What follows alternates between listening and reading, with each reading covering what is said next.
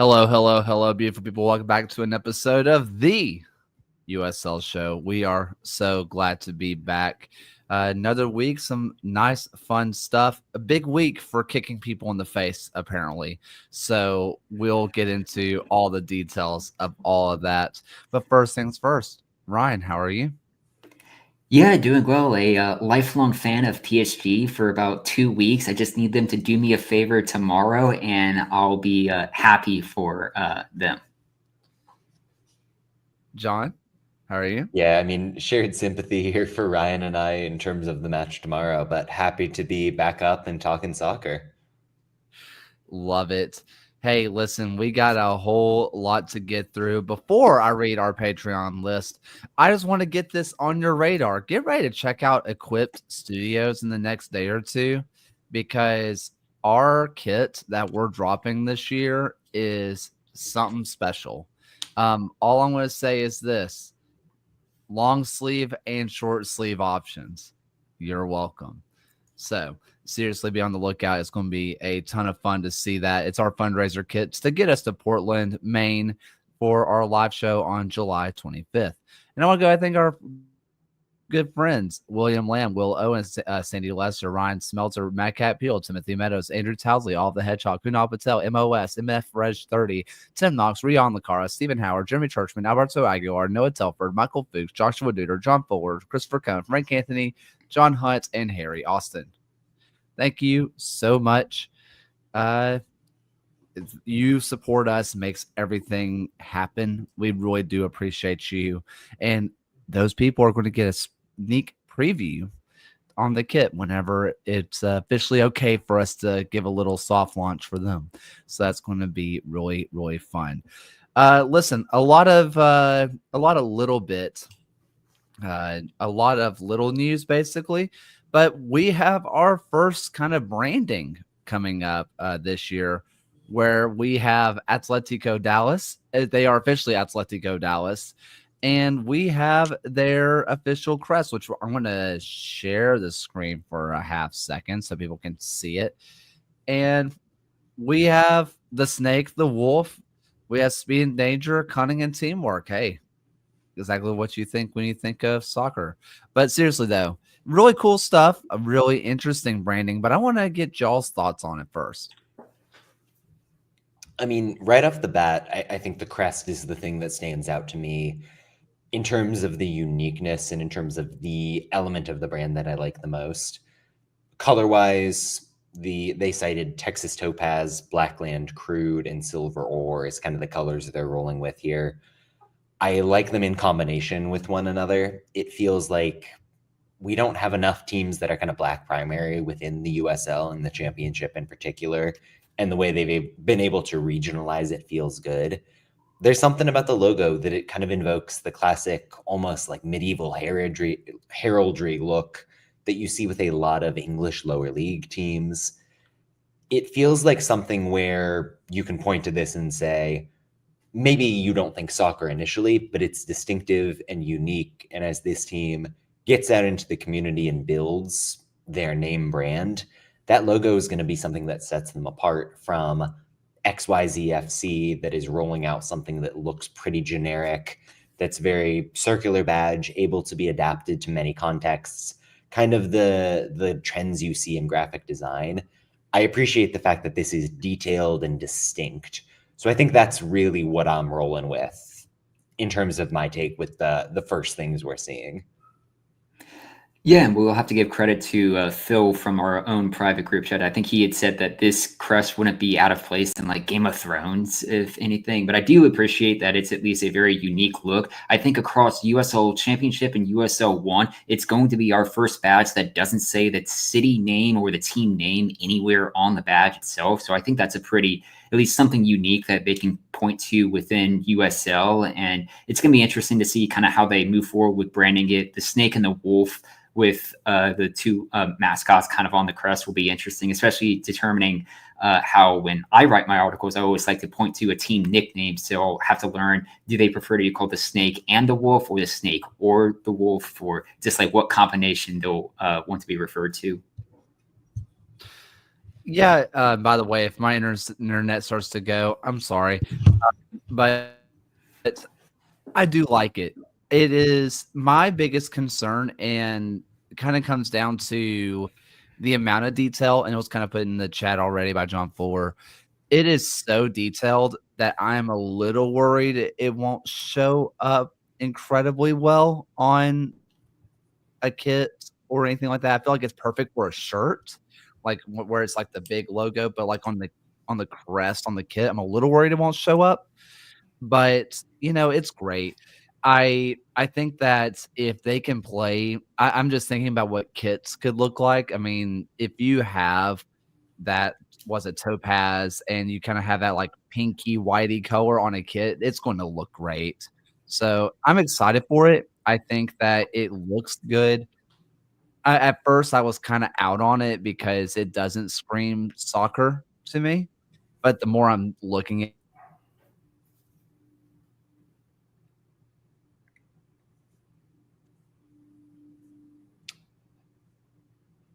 okay, dad die.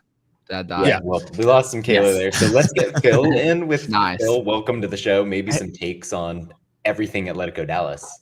Yeah, I mean, obviously a super bold choice to go with something that doesn't include your name as a brand new team. Like, it would have been very easy for them to just do like everybody else does, nice little word mark around the outside of the badge. That being said, like, if they can establish this as their brand, I think it is cool. It is definitely something that we don't have anywhere else in American soccer. And yeah, I think in general, it's a unique color scheme, unique approach. It sort of combines like minimalist and maximalist designs of like super detailed with a shield that is a line. So yeah, it's a very interesting approach. I'm excited to see what they can do. I think in general, Dallas Fort Worth, like in general, is like, it's a big get for the league just to have a team in that area to make sure that they're reestablishing that like more Texas presence, because I think that was one of the kind of calling cards of this league for a while was how many teams they had in Texas, and now they've got two. So it'll be nice to reestablish a Central Texas team in that Dallas Fort Worth area, and hopefully they can. I think they've got opportunity as well, given FC Dallas has never really like exploded in that area. So I think there's opportunity, and hopefully they get it right. I will include what my wife said about this, which is it's just soccer. It's not that serious. It's not like they're going to behead the king.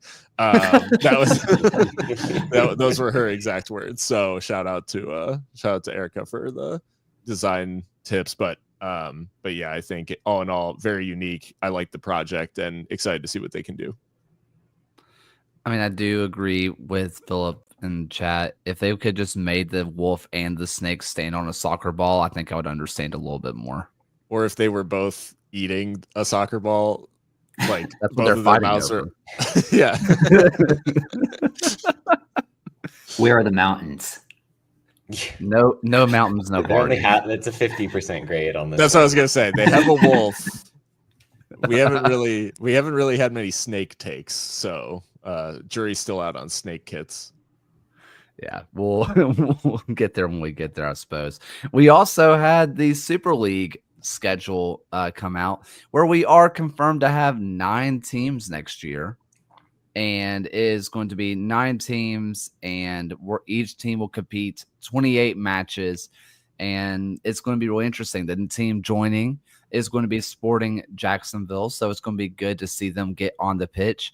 And any team on the pitch is a good thing. We have seen it now we assume Brooklyn is going to get off the ground. They came in with a championship team at first, but then they had the Super League team beat them to the punch.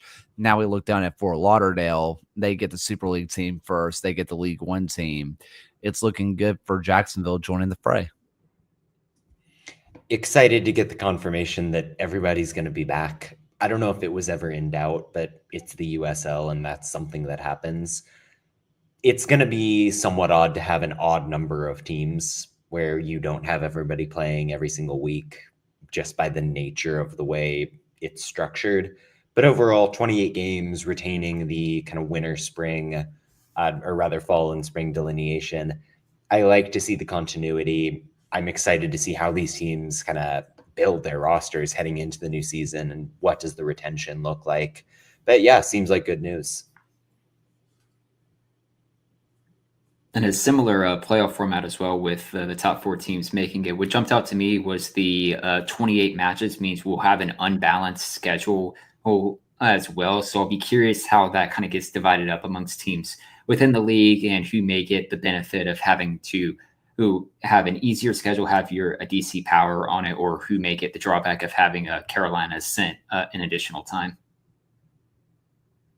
Yeah, it's just, I think the stability, like John said, is just exciting, and we'll see the new additions, what they bring to the table. But if they can do the not USL thing, which is not have a ton of turnover and just keep adding and keeping the momentum going, I think it's really important for the league.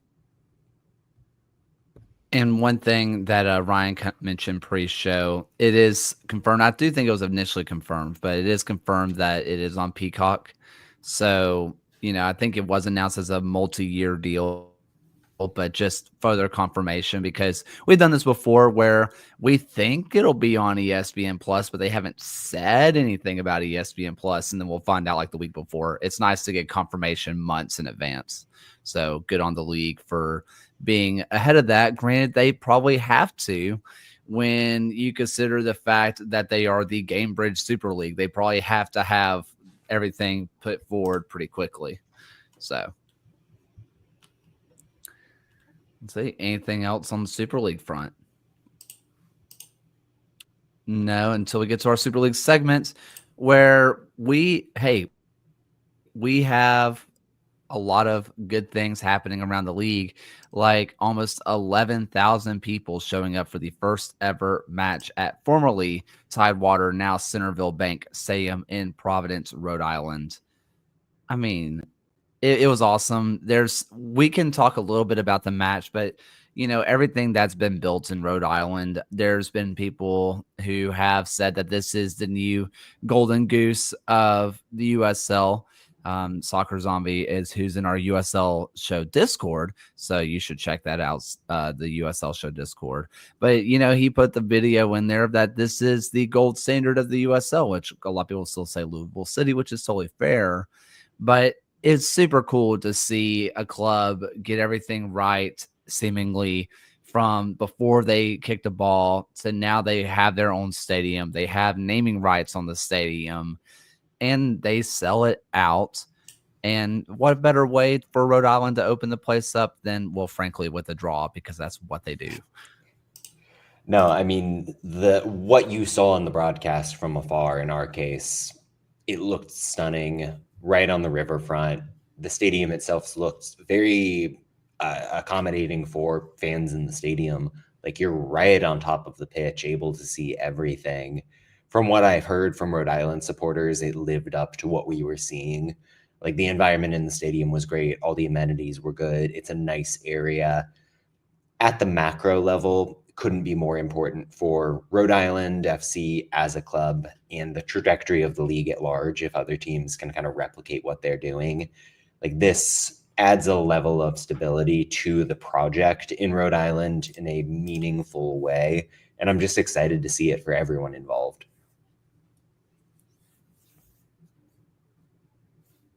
Anybody?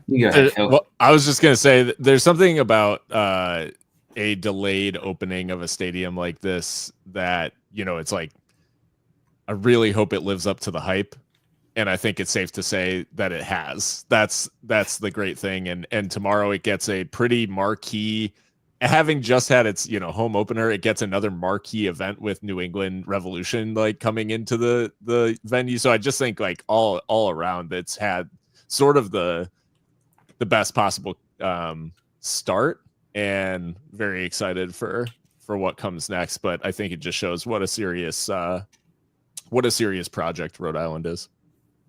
Yeah, I mean, they had the governor of Rhode Island declare Rhode Island May 3rd, Rhode Island FC Day. They had the Pawtucket mayor on hand for the match. as well. So it really showed kind of like a real buy-in from the community. And just those final moments of that match when it was pouring down rain and you still saw that stadium packed with supporters and everyone still enjoying it and having a good time just kind of spoke to just how well Rhode Island has built their team within their community, within their state. And it's like just fingers crossed for tomorrow that they put on a really good showing against New England Revolution coming into town. And I'll say the hot take that I think they'll score the opening goal in that match. I think they will have a leading moment against the Revolution.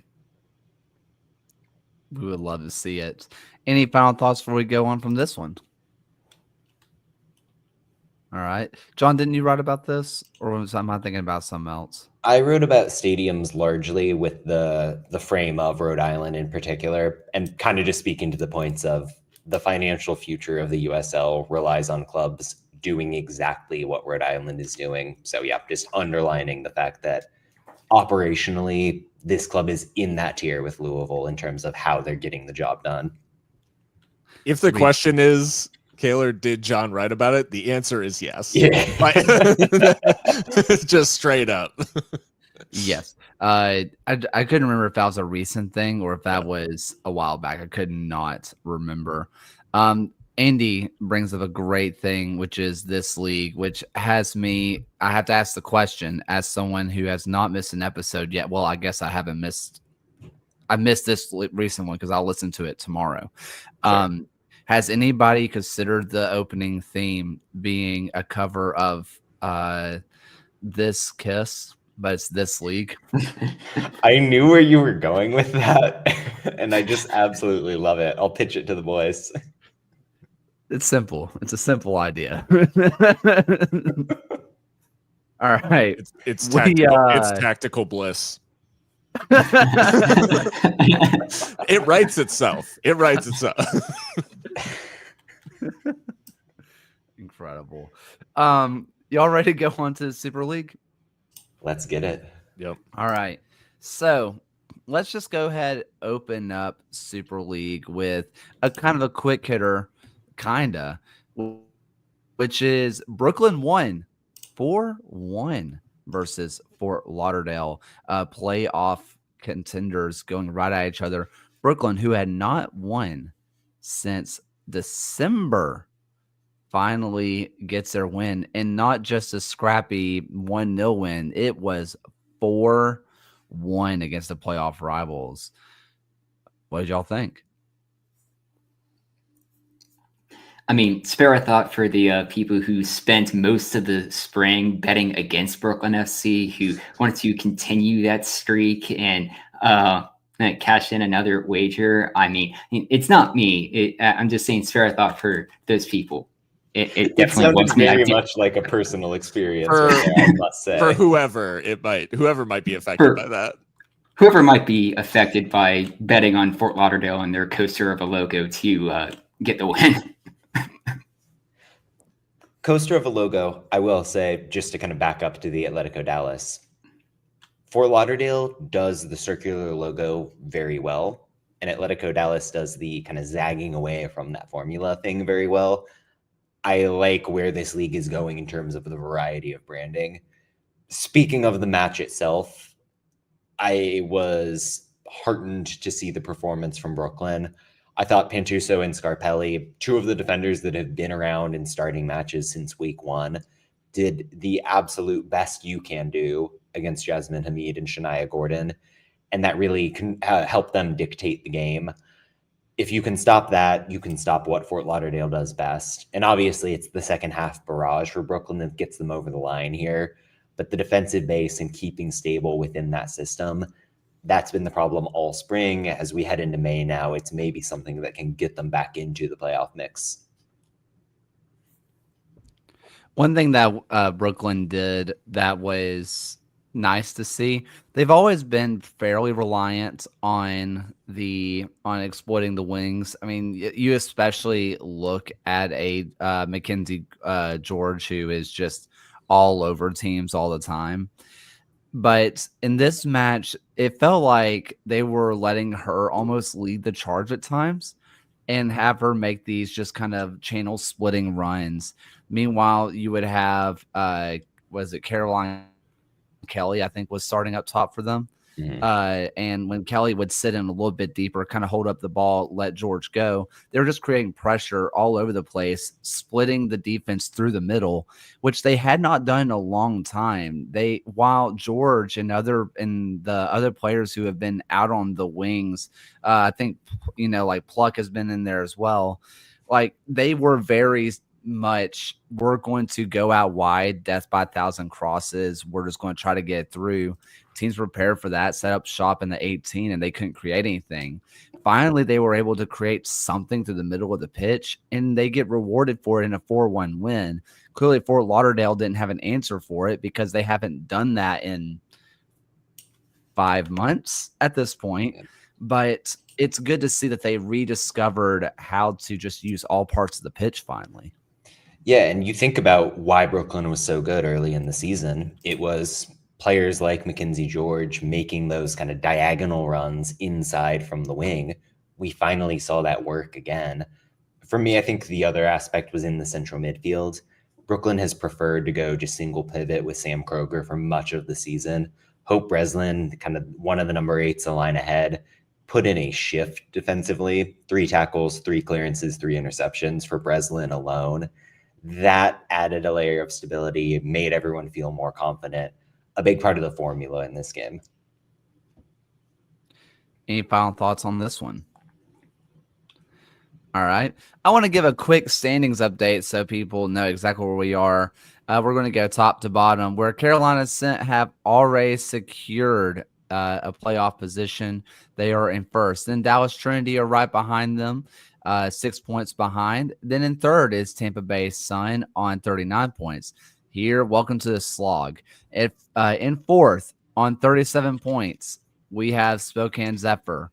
And with 37 points, and fifth out of the playoffs, we have Brooklyn FC. At 34 points, we have Fort Lauderdale, who has 2 games in hand over Brooklyn, 1 game in hand over Spokane. And then we have DC Power and Lexington, who have been eliminated. Things are tight. And with some games in hand, it's going to be absolutely fascinating to see how this thing comes down. One thing that a lot of people have been tracking all year long is, when is it going to happen? It has to happen at some point. Somebody has to surely do it. And after what are we at now? 7 months of Super League? Yeah. Listro, you have our first ever red card. It's happened. We have a red card in the Super League, and it was not a cheapo, like the last person back and denying a goal scoring opportunity. We're talking boots to the face. We are getting everything worth of our red card. Of course, Tampa Bay ended up winning 1-0, and that's probably the storyline you should be looking at. But we got our first red card. I will focus on the win because I think the response after the red card was kind of incredible. And against a Dallas Trinity team that is a very good attacking side and as dynamic as anybody, Tampa Bay holds them to 0.8 XG while playing down a woman for 65 minutes plus when you throw in added time. I thought the way they were able to hunker down without being overly negative was incredibly good. Cecily Flo-Nielsen coming in the second half, providing a little bit more hustle, a little bit more energy, as somebody leading the line, but who could apply pressure to the ball and make sure they weren't getting central penetration. Thought that was very good. Even before the red card, the ball movement from Tampa Bay and the way they were able to work pretty vertically, kind of finding Hannah Keene, but then getting the supporting movement from players like Carly Giamona. It was a good mix, and the response post-red card really makes you feel pretty bearish about the way this team is heading. Yeah, I think the way that they limited Dallas was really impressive. There was maybe a stretch of, I don't know, like 10 or 15 minutes in the second half where Dallas really started to move through their progression and actually move the ball through the center of the pitch, and that was what generated sort of their most dangerous looks. And it happened for just that period of the game. Like, even having an additional person on the pitch, it only happened for that. And it just felt like Tampa Bay had things pretty well in hand, despite the fact that a very, very good team had an additional player. So yeah, the way they handled the sending off was just very good. And Keane, the finish, like rifled into the roof of the net. Insane. From a narrow angle. It was funny. We actually saw a similar one in the Kickers game. I think it was the first goal for Richmond was what ended up being similar. So yeah, it was watching but quite the finish and quite the result for Tampa Bay. And what's exciting is that this will currently have it set up that these teams would rematch against each other in the semifinals of the playoffs, which I believe is certainly a matchup that I think a lot of us would really like seeing. Absolutely. One thing on this, and you kind of mentioned this, the ability to hunker down and really just kind of sit and absorb. We kind of didn't see that from Tampa Bay nearly at all this year. They are so interception and pressing focused that seeing them actually kind of sit back and control channels and just kind of clog up space as opposed to jumping passes. It was interesting to see. Hadn't really seen that out of Tampa Bay before. And I'm not saying you want to see more of that out of them because they had the lead. They could just hold on to the lead. But it's good to know that they can do it. Not really something we had seen out of them. It's a fun wrinkle despite it being down a woman. Yeah, 100%. All right. Are we ready for a little bit of League One? Does anybody have any Super League thoughts? We good? Okay. League One, we go. Richmond played to a shootout draw on Friday, but I was super impressed by the way that Greenville maximized their best players within the 4-2-3-1. You start with careful possession out of the Chapa Herrera, Carlos Anguiano double pivot, forcing Richmond to overextend up the midfield and thereby allowing Anguiano to drive forward and set up his teammates. You're seeing some high to low motion here, with striker Leo Castro dropping in as fellow forward Evan Lee pushes ahead. Meanwhile, the wingers explore. Siobhan Marsh is able to get a touch, play Castro in, and by the time the Triumph reached the box, that flurry of motion has opened Connor Evans from right back at the far post to score. This is the fluidity that defines Greenville at their best and should set this team up for success in the weeks to come.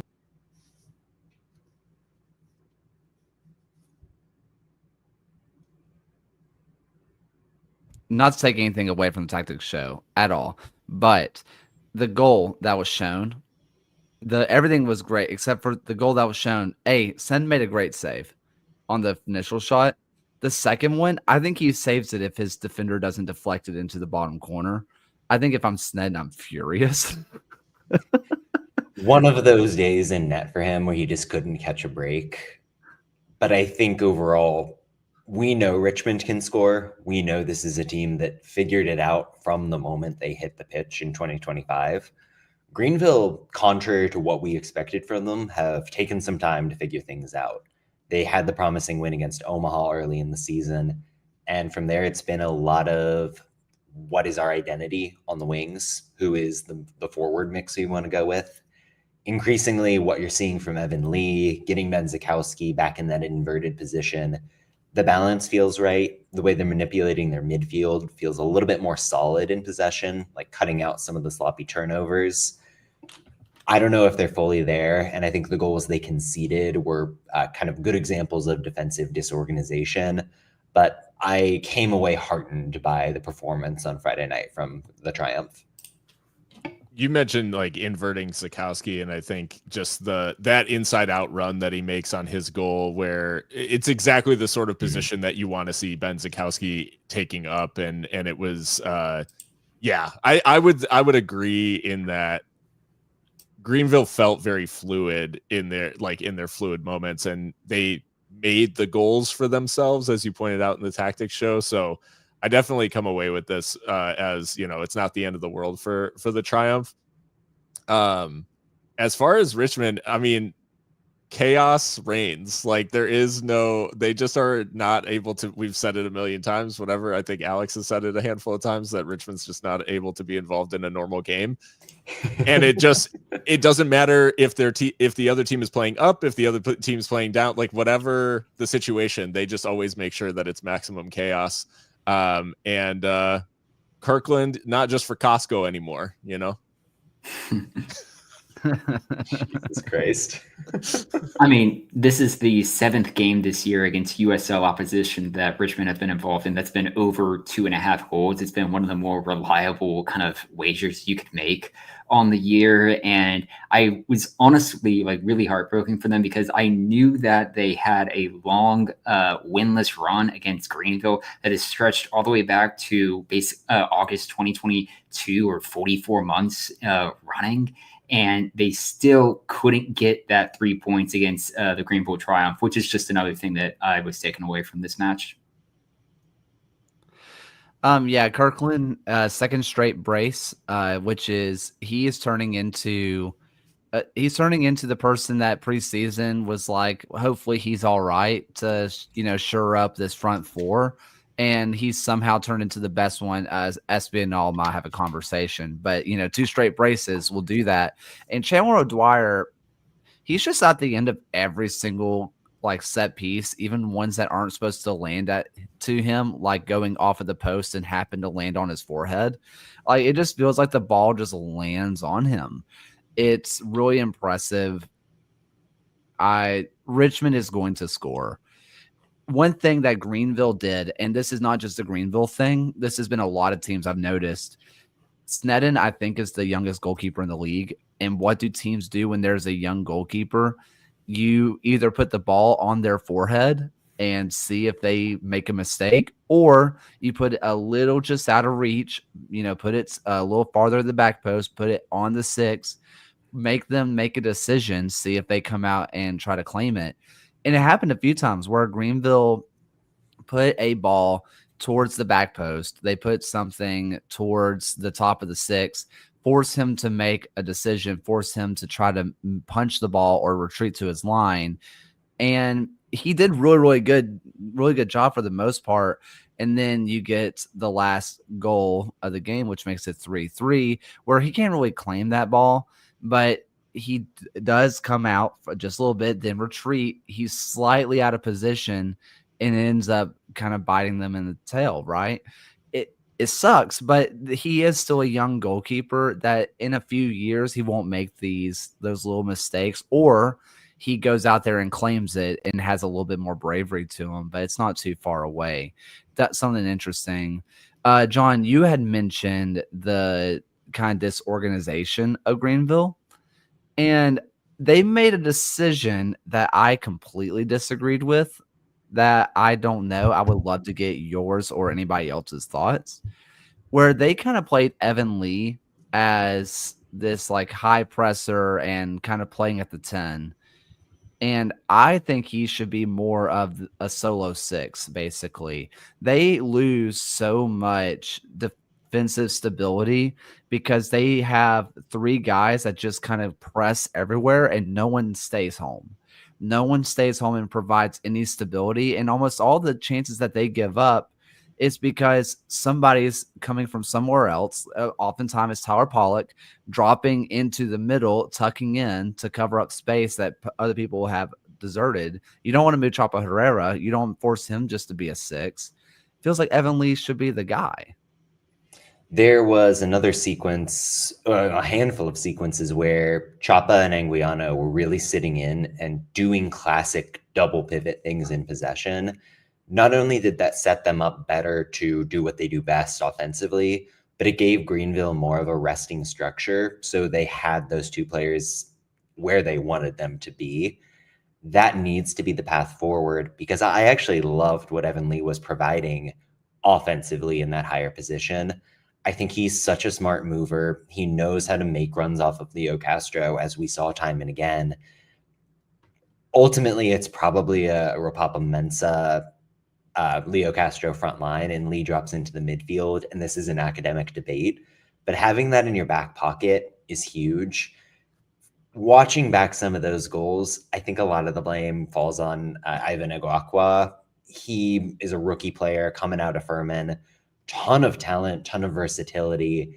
Something about the communication was just off. And I'm thinking about Kirkland squeaking past him minutes into the game. That's a play where maybe a more veteran player with a better understanding with those teammates gets the job done.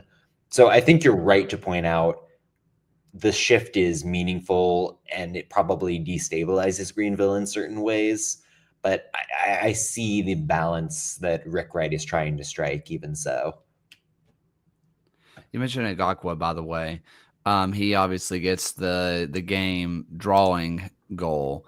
They also had a set piece earlier that I highlighted at one point where they just do really interesting things off of the ball on set pieces. And Hartford did it later or earlier. No, the next day versus Charleston, where they put everybody on the line and then they just rush them off the 6 and just go everywhere except for the back post. And ends up being Scarlett's goal for Hartford. I know we're getting way ahead, but Agakwa is the guy who was making the run to the back post at a better cross in. Like there was legitimately no one within 3-4 yards of him.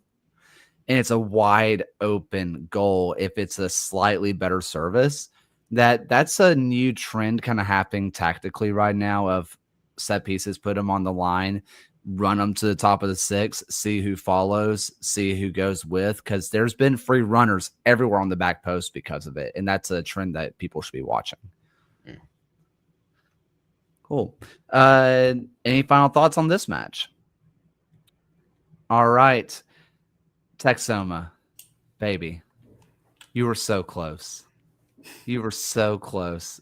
You open up with a banger of a free kick, and it all just goes well. And then last minutes of the game, you concede a penalty, and it is 4-3 to the Independents. We should celebrate the Independents, but I just more or less feel sad for the Double Birds.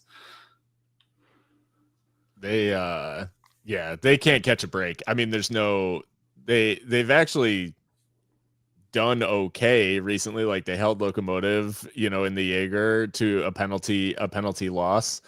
And then in this game, I mean, Independents are a better team than them. Like it's just, this is the crux of the issue is they just are always the worst team of every game that they play in. Like there's no game where they are the better team. And so they're always going to rely on some kind of like something crazy to happen to go their way to like get big results. And it felt like maybe they would just like eke this one out, and for it to go down the way it did in stoppage time it's a heartbreaker for Texoma when it felt like they maybe had just done enough to eke out a draw here. I think from the Texoma angle, you love that you scored 3 times. You love that Adjamir Spengler is doing his thing and really kind of living up to the potential we saw as a rookie. They gave up 3.1 XG, and they let Luis Alvarez and Alfredo Medense take 132 touches in this game. That is not a winning formula when you're playing the Charlotte Independents. And obviously, the first goal is Alvarez slipping Medense in to get the assist. Alvarez does his thing with the swaggiest of Panenkas at the end of this game. The results makes it look closer than the match probably was if you replay it 10 times. But I think that's how Texoma is going to have to get results. They're going to have to finish above their level, maybe get lucky. Didn't happen here against a Charlotte team that has a process. But hey, the Texoma is better than we maybe were talking about them earlier in the season. So that's something. Yeah, I mean, I felt like scoring 3 goals in this one kind of showed that, like, in the grand scheme of how Texoma's season has gone, they're turning a corner on their own front. Like, they are still, like, a bad team, and they're still struggling. Like, if you look at their next 4 games, it's AV Alta, Omaha, Triumph, and Richmond. There's at least a few teams in there that they could pull into very high-scoring affairs. But, yeah, this is still a very difficult team right now who has led matches this year and less time than the How to Train Your Dragon runtime. 83 minutes. That's all that they've led matches for. How to Train Your Dragon is 10 minutes longer than that. But I learned my lesson with Brooklyn FC in the spring of to avoid wagering on this, because I just know at some point something is going to break and they're going to turn a corner. Like, Southampton isn't going to be the worst team in Premier League history. At some point, something is going to break their way. Much like How to Train Your Dragon, Texoma is pretty toothless. Got him. Yeah. Was it? I'm trying to think now.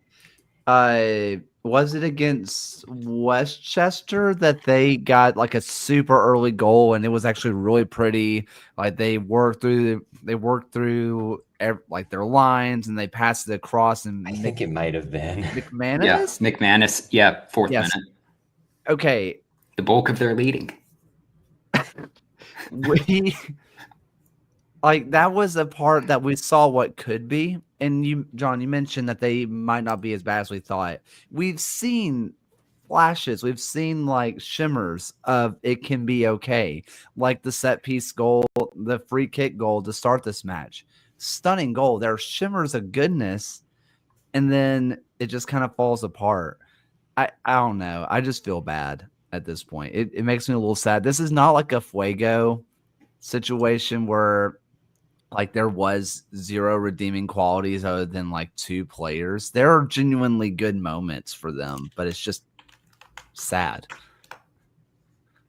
It's weird to see Solomon Asante playing for a team that's like absolutely dire in League One. I will say that. Yeah, it is. It's weird. And in you an men- expansion season, it's just kind of tough to really kind of build a fan base and generate interest if you're starting out kind of this poorly, which is a shame because from the matches I've watched, and I've actually watched like quite a bit of Tex Home, I found myself like tuning in and wanting to be there for when they get that win. And it's like their stadium's like, it seems like a very cozy ground to see a match in. Yeah. You mentioned the Luis Alvarez, not the Mets catcher, but you mentioned the Panenka at the very end. Can I tell y'all, I fear every time I see someone attempt a Panenka, all I can think is Cueto in the like USL Championship final a couple years ago. Classic. After seeing how poorly it can go, I just don't know why you would ever do it.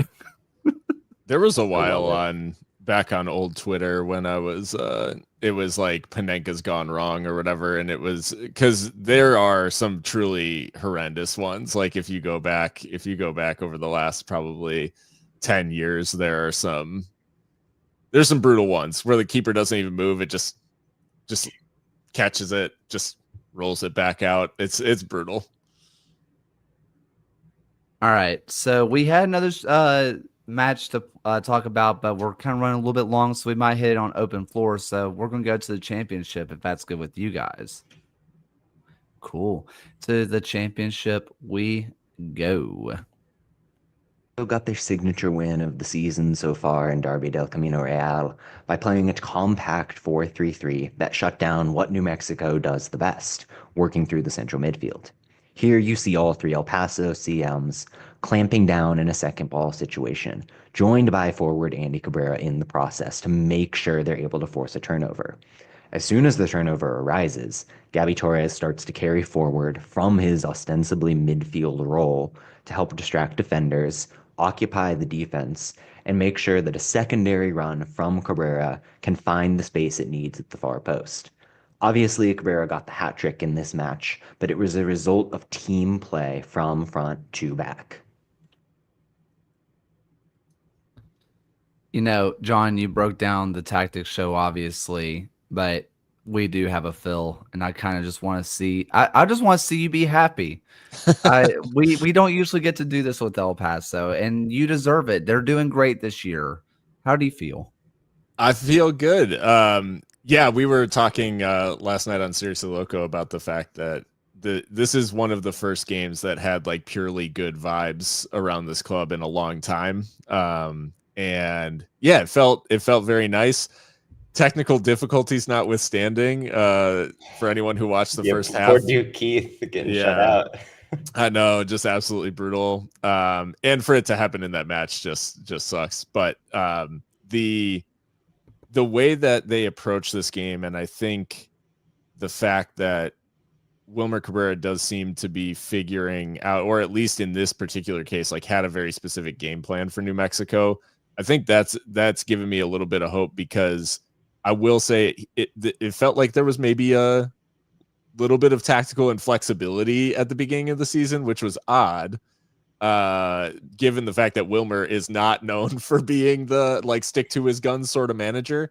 But he was, and in this game he got it spot on. I think Gabby Torres deployed in midfield was a master stroke. Like, he's been probably the best player for El Paso consistently all year. He was very involved, unbelievable. I think it's Robert Coronado's best performance of the season. I think like he's been kind of off the pace for me, like so far, and to see him sort of back and firing was great.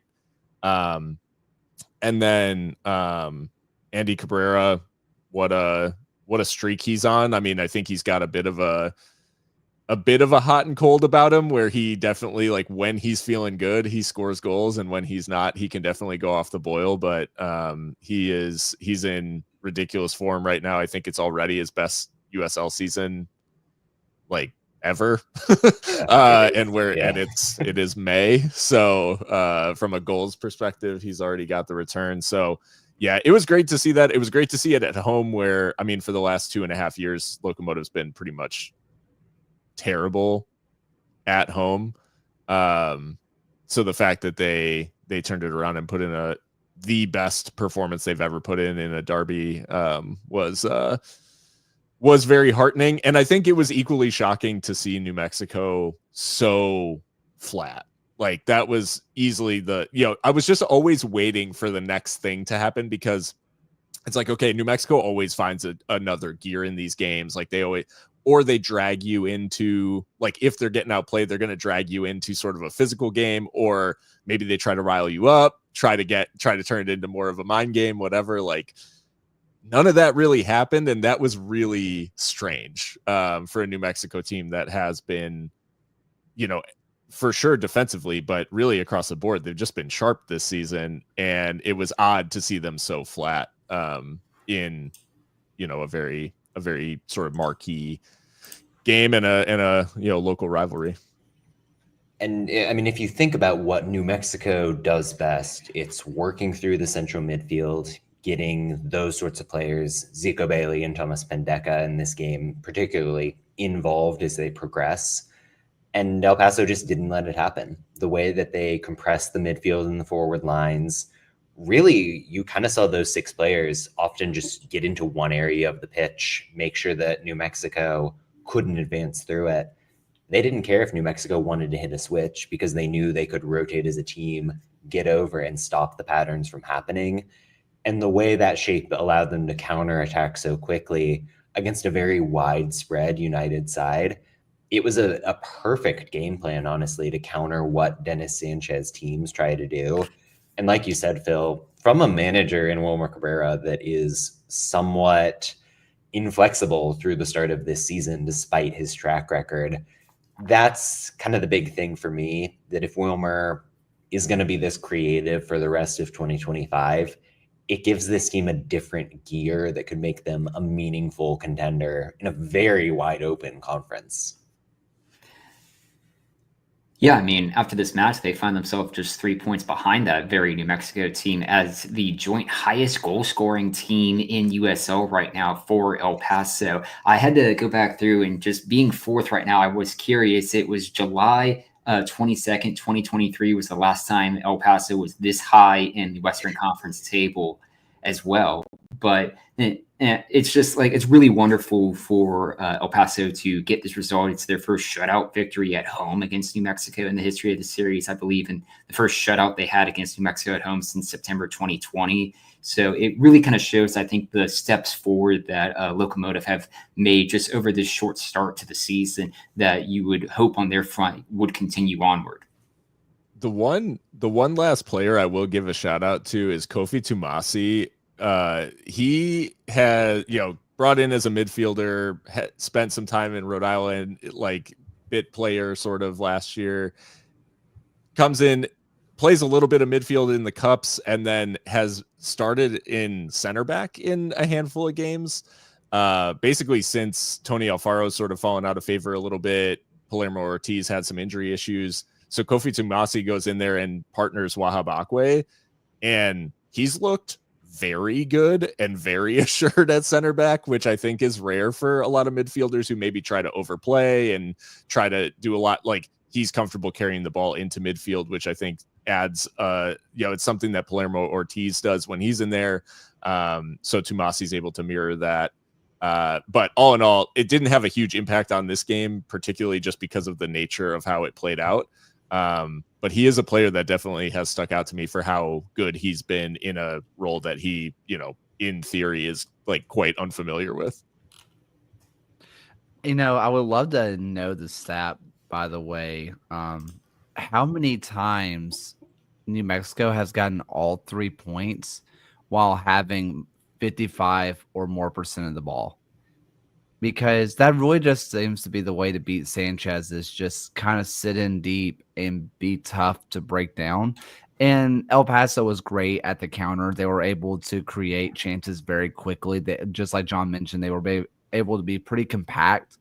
But it feels like, and this is every team, it's hard to break down teams that are playing compact. I understand that. But it feels like that is a pretty, I say it's simple. It's easier said than done.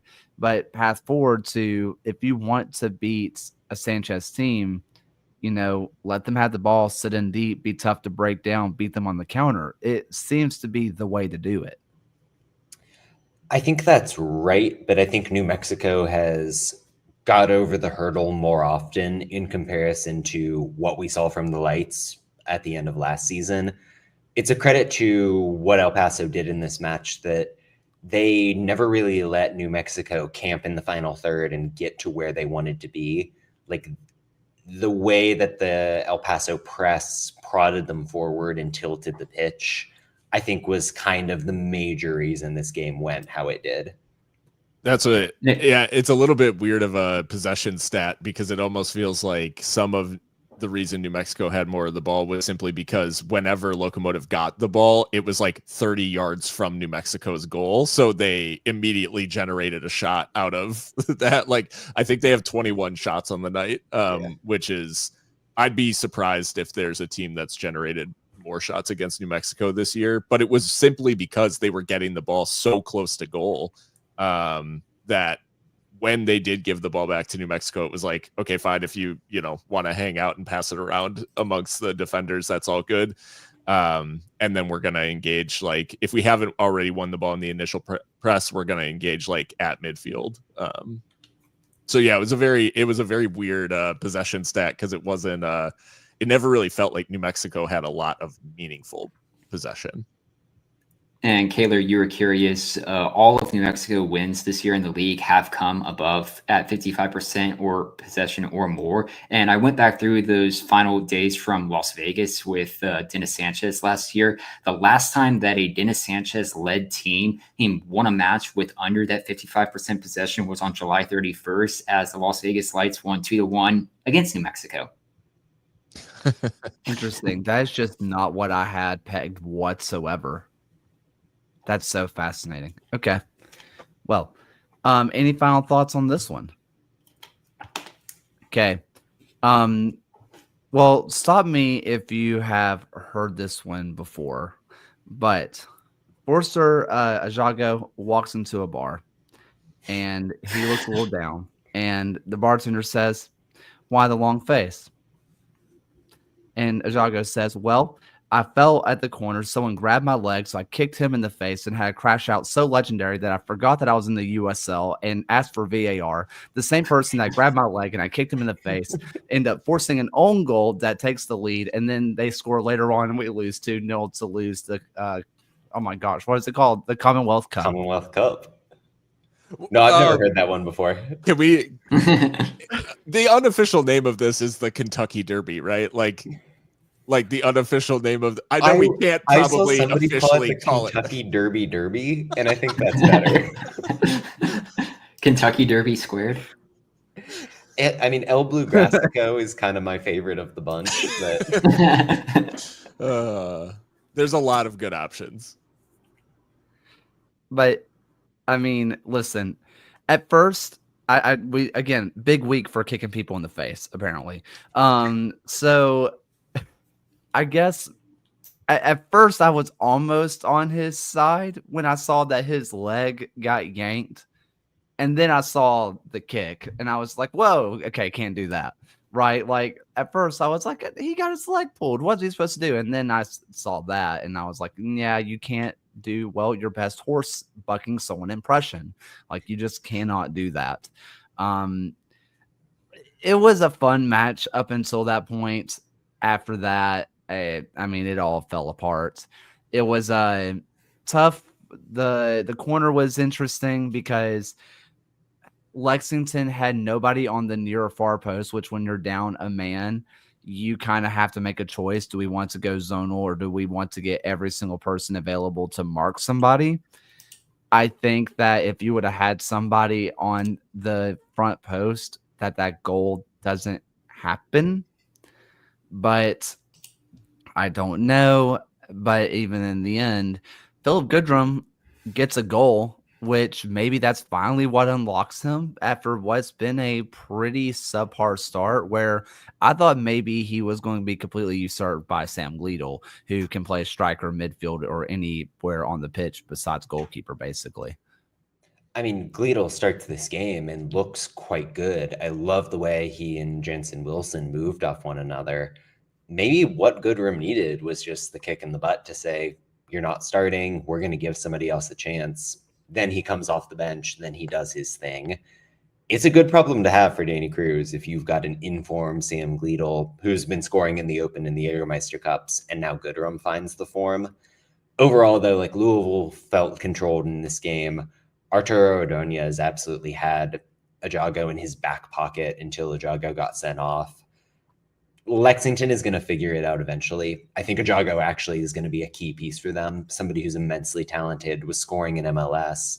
He and Corey Burke up top can be a good combo, but nobody does it against Lou City, and that didn't change last week.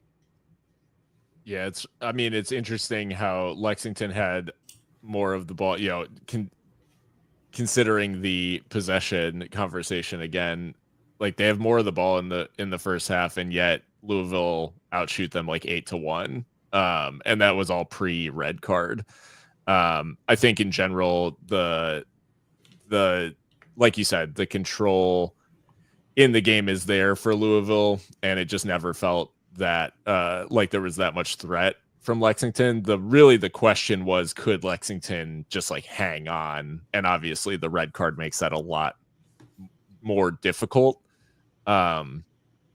And then, the win for Lou City basically becomes a foregone conclusion at that point, down a man. But yeah, I don't think that this game was ever, unfortunately for Lexington, it was never really in jeopardy for a Lexington win. It was really just like, can we get out of here with a draw, maybe? Yeah, I mean, I know we always it feels like we dunk on Lexington a ton, but I do feel like we should kind of bring up that they haven't won in 60 days. Or at least in a league match, that it's kind of getting concerned that the fact that they only have the same number of goals that Jamie Vardy has scored since the USL season has started as Lexington has wins right now. And considering that it's been over 6 hours since they last scored a goal, I think there are some questions to be kind of asked about with this Lexington team.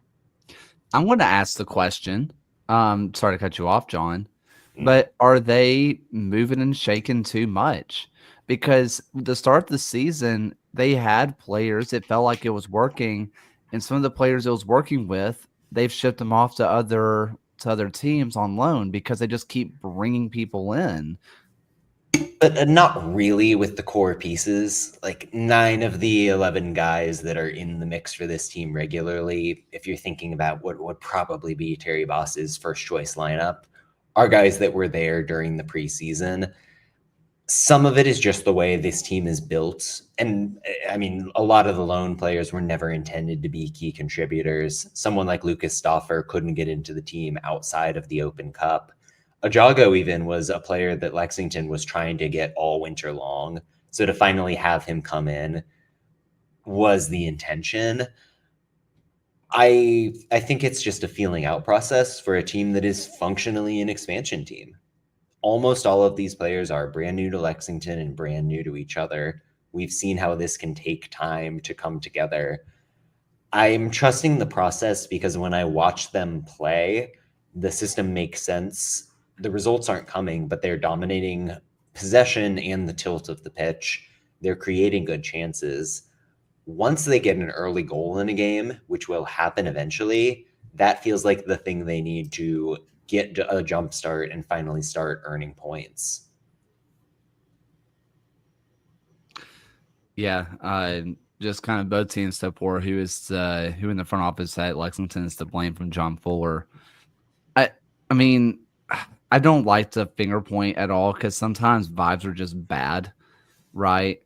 And I mean, there is, and this is not me saying it's his fault, but I mean, like Sam Stockley was doing like 3 jobs at once. He's the sporting director, the women's interim coach. He was the men's head coach for a while. Like he was doing every job, right? I don't know. I think sometimes vibes are just not good. And Lexington, for the women's side, felt like they were out of it for a while. And so it was just kind of a lost cause at a certain point. Every time they would start to get a little bit hot, they would have a player go on international duty.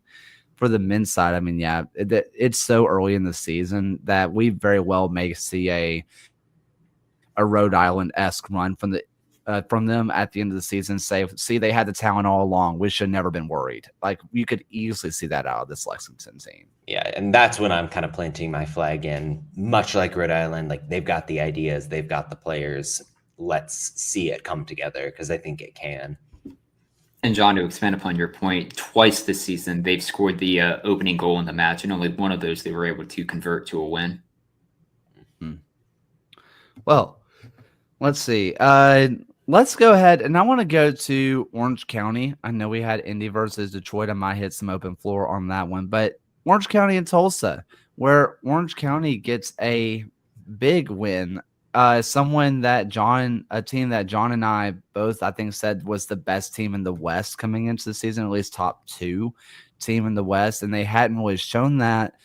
But there's a fella named Liam McKinnon who turns out pretty decent at soccer, and he comes through big for Orange County.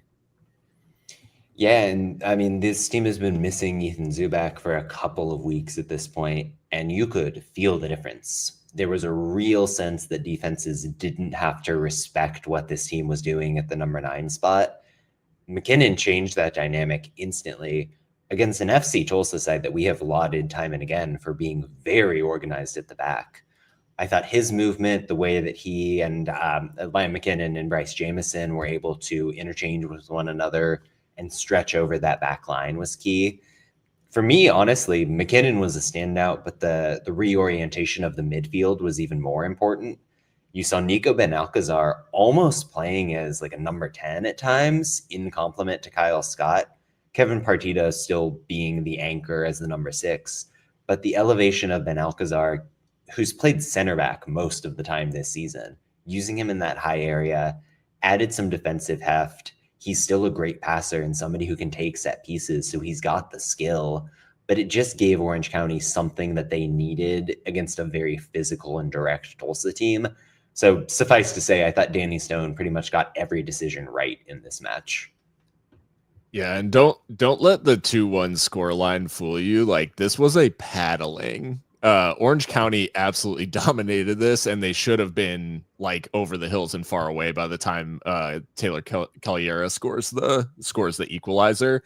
Luckily, they got what they deserved out of this, and McKinnon obviously coming into something approaching the form that took him, to the Golden Boot last year in League One.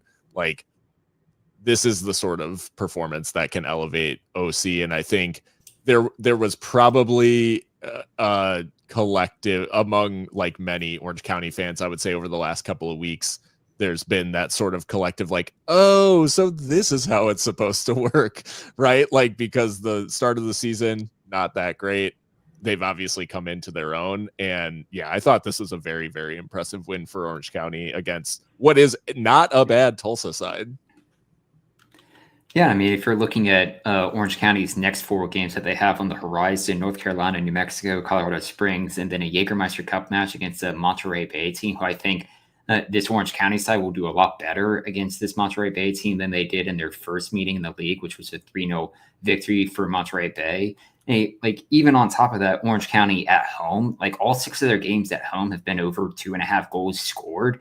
There's a really good Orange County team still in here that I think if they can pick up like at least 6 points over these next 4 games, I know 3 of them in the league, I think this will at least kickstart their kind of turnaround in form. And the talent's there. I mean, we said this early on that the talent is there for this team. Granted, John, this kind of comes back to what you wrote about and what ended up being talked about on this league as well a few weeks ago. There's just no bad teams in the league right now. None. It's exciting. It's super exciting. Where we're talking about this Tulsa team that preseason, I think we had as 10th, 9th or 10th down there versus the preseason number 1 for us, or, for a few of us, I think number 3 overall. And we're talking about the 10 team being the favorite coming into this match. That's how close this thing has gotten in the USL Championship, and that's a great thing. Every single match is going to be competitive, and it's awesome. Even a team like Hartford briefly took a lead against Charleston over the weekend, and yeah, they collapsed, but I mean, they've got a decent roster. Jack Panayotu looks like a killer. That, I think we could agree, is the worst team in the championship, but they can play with anybody on a given weekend. Yeah. I mentioned the Scarlet goal already. That is, I just keep an eye on that tactical change or a tactical kind of thing that they're doing where everybody's just going to the line and going to the top of the 6. I've just now started seeing that really pop up, but something to definitely keep an eye on. Scarlet had no idea that ball was anywhere near him, by the way. It just hit off his chest and goes in. And it's always so funny just to see goals like that. Just players have no idea that they're about to score. Just hilarious. Open floor time. I want to just kind of open the floor with a little bit of League One, where, John, your back four article mentioned it, but I also thought it to myself when I watched it live. The Powder goal, I audibly said ew. I don't make sounds when I see a goal very often, and that one got an audible response. Dude, the hit on that, the way it goes bar down, unreal stuff from Samori Powder. And Westchester, another team that's figuring things out, but Powder has been a breakout player, fast as lightning. To see him do what he did in this game, like, that's nasty, and it should be goal of the week. Any other open floors? Quick shout out to our friends at Hearts of Pine real quick, who go down early against Knoxville, really getting their teeth kicked in for the first 10 minutes. And then they figure it out. They dominate the rest of the game. Masashi Wada is the truth. They just let that guy drift and do what he wants. And he is so clever in the way he moves, really a technical piece as well. He's going to get them a lot of points. And by the way, great crowd in Portland. Love to see them at Fitzpatrick Stadium doing good things. I have a question for the group before next open floor. Are we all going to have to take oyster shots for our live show? I mean, oyster Jägermeister shots. Isn't that like required at the to enter the state? Yeah, it's actually a law.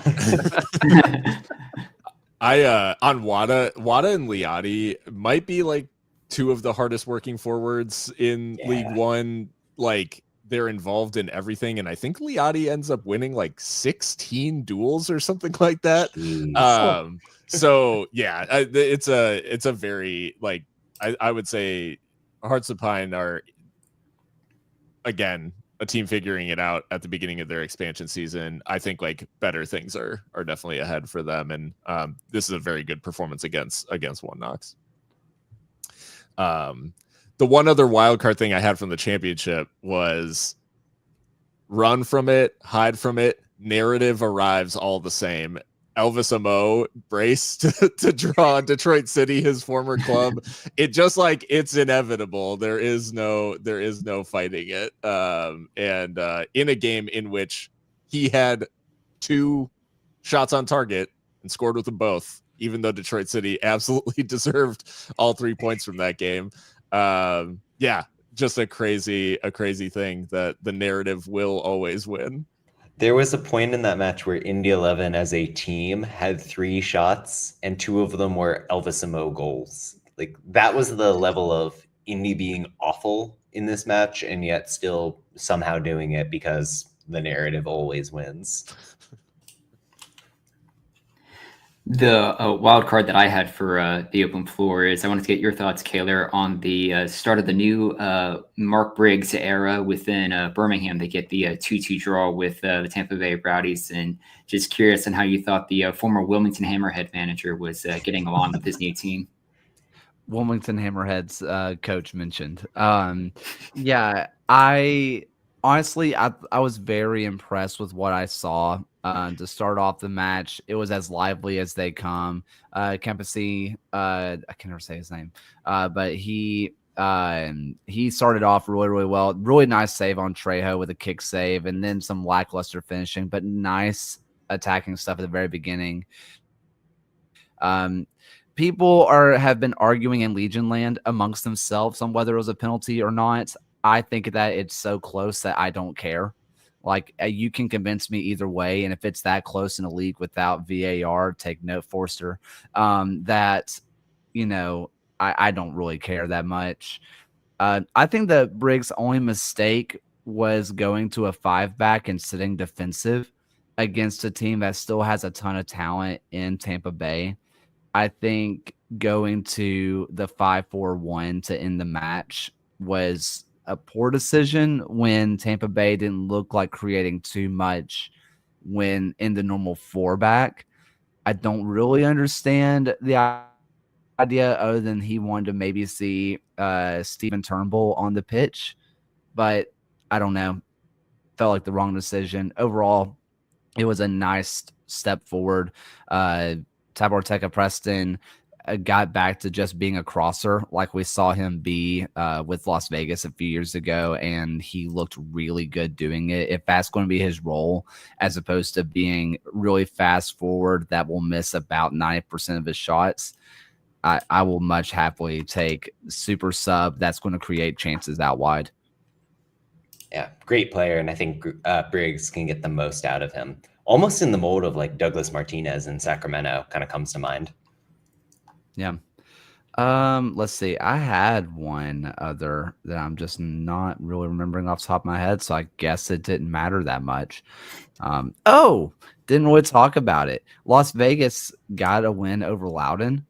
So that was just kind of nice to see out of Las Vegas, getting a win over a really good team. First time this year that we've seen Loudoun really come out flat. Obviously, they had the loss to Louisville, but there were, nice moments in there, and there were things that you could take away from it that you liked. But this is the first time they really seemed poor on the day. So that's something to kind of keep an eye on. I mentioned that stat earlier about Charlotte's best creators getting a lot of touches. In this game, Abdelatif Abakora and Florian Velo had 157 touches. And I think they only created 2 chances in the run of play. That is evidence of the fact that Las Vegas might be parking the bus, but they are really good at parking the bus. And just keep in mind, we have now crossed into May, and the LADS acronym can kick in at any moment. The LADS protocol can kick in at any moment, and Loudoun could just plummet down the standings. I mean, to Loudoun's credit, their next match is against Lexington, so it may be delayed at least a week. But I did I did at least appreciate that for a team that has been, at least at points, tough to have their games watched. Las Vegas finally ended a streak of 4 consecutive games they had over 2.5 goals by finally getting a match that is back under 2.5 goals with this 1-0 victory. Wonderful. Can we make this a double L, lads, for next week of Lexington and Loudoun always does this? We don't know if Lexington always does it yet. I mean, we sort of do, but we gotta learn. Bless. All right. Any other open floor thoughts? All right. Well, how about we get into predictions? Because I totally forgot to do them last week before I just said we're done for the night. Completely forgot. I'm sorry. Um, you would think that's because I'm doing bad. I'm actually doing decently this year. I just completely forgot that we do those. So let's go With a ahead. commanding lead atop the standings. I will blow it. It will happen eventually. Let's go ahead and start off with the Super League, where we have Brooklyn and Brooklyn and who? Brooklyn and who? Spokane. Okay, sorry, internet's dying on me. No, Brooklyn and Spokane are tied on points. Spokane has the game in hand, but it doesn't really matter because they're going head to head. Whoever wins this, if there is a win, firmly cements themselves into the playoffs going forward. John, what say you? Yeah, I'm liking Spokane in this one. Heartened by what Brooklyn did, but I think contrary to the Fort Lauderdale matchup, Spokane is a little bit more flexible with the way they use Ekic and Weinert on the wings. I think that gives them an edge and gets them the win. Ryan? Yeah, I've taken Spokane in this one since the start of March. They've only lost twice with 4 clean sheet victories in that time. So I like Spokane to get the victory, and I can't bet on Brooklyn because they ruined a bet from last week. They ruined a friend's bet. We don't know who we're talking about. A friend's bet. Phil. Yeah, I went Spokane as well. I think they're it's hard to tell whether Brooklyn is truly back, as you said, Kaylor. It's hard to say. So I'm going with the hotter hand at the moment, which is definitely Spokane. If you take out Carolina because they are easily the best team in the league right now, Spokane to me is the best team in the league aside from Carolina. Brooklyn gets a great result. Maybe this is what needed the floodgates to be open, but it's hard for me to argue against form and class right now. I am taking the Zephyr with a lock. Let's go ahead and go to League One, where we have Knoxville. They walk away with a draw with Portland Hearts of Pine 1-1, and Madison, who also walk away with a draw to Union Omaha 0-0. Madison hasn't really been able to get out of the gates too well. Knoxville has been hot, but maybe slowing down. Do you see Madison's fortunes changing, or does Knoxville get right back on the wagon? John?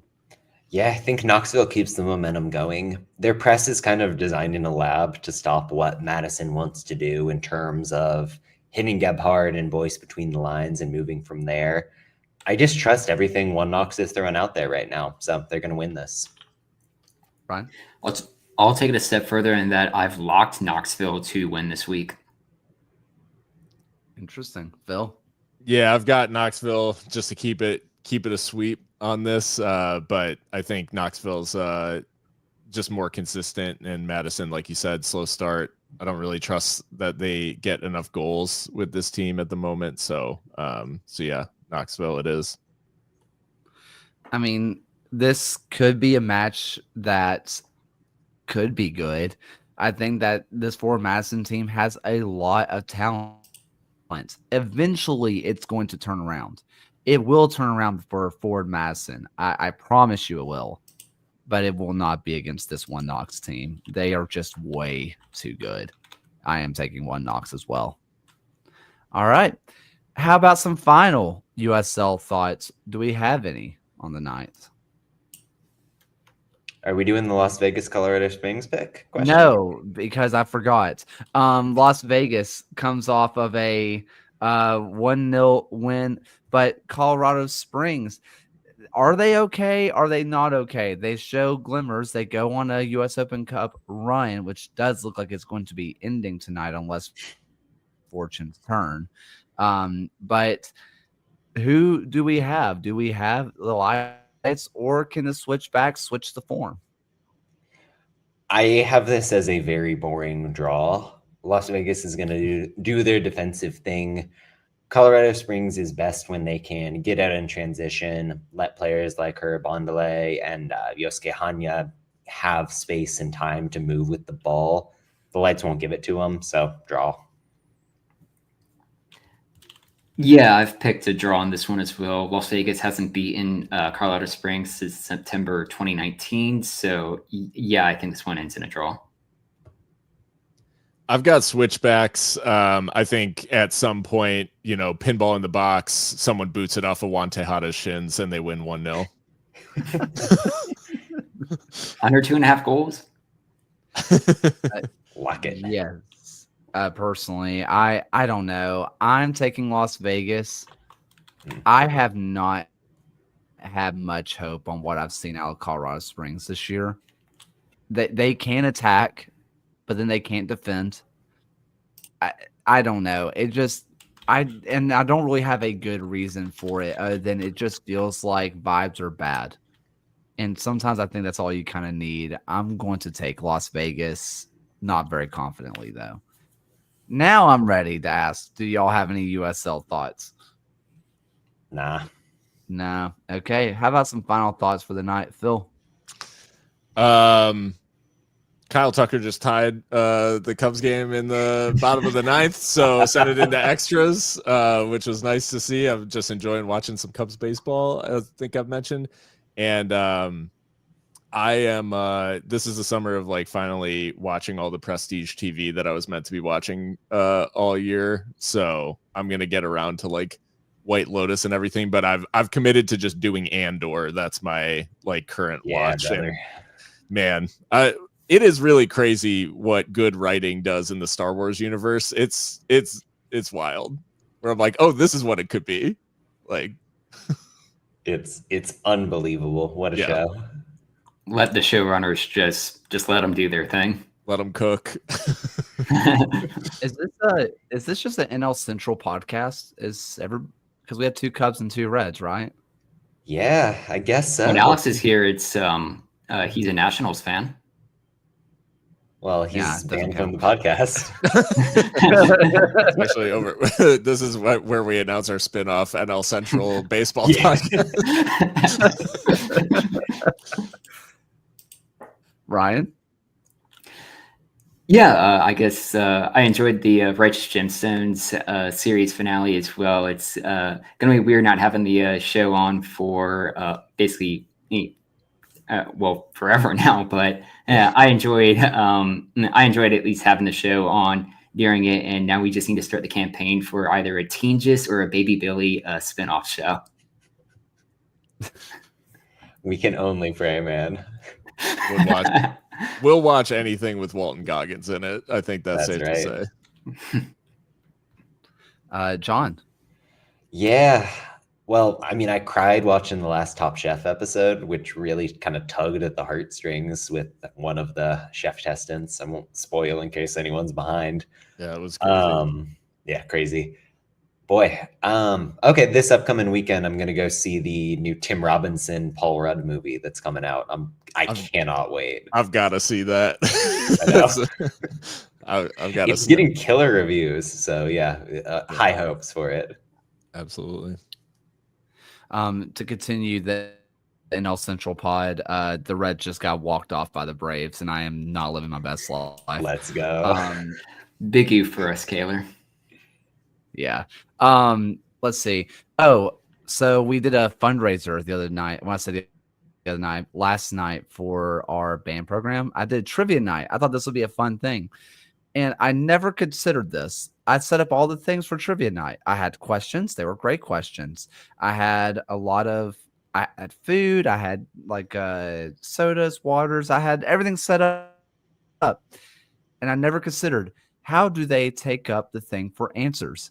And that's something I just did not consider. And I'm just wondering, if you've been to a trivia night before, how do they do it with the ones that you've been to?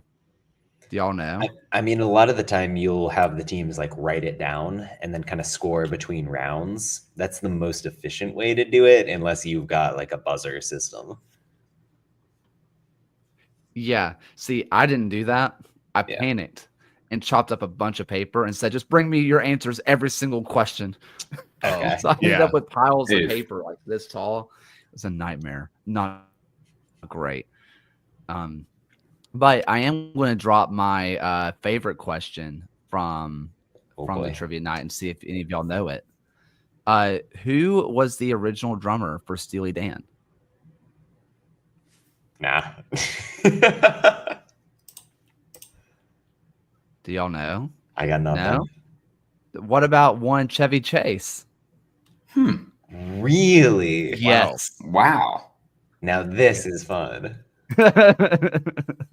Yes, Chevy That's Chase. crazy. I did Yeah. not know Next that. next trivia night, you'll have the who got the first red card in Super League history question. Yeah, Jordan Listro, get in there.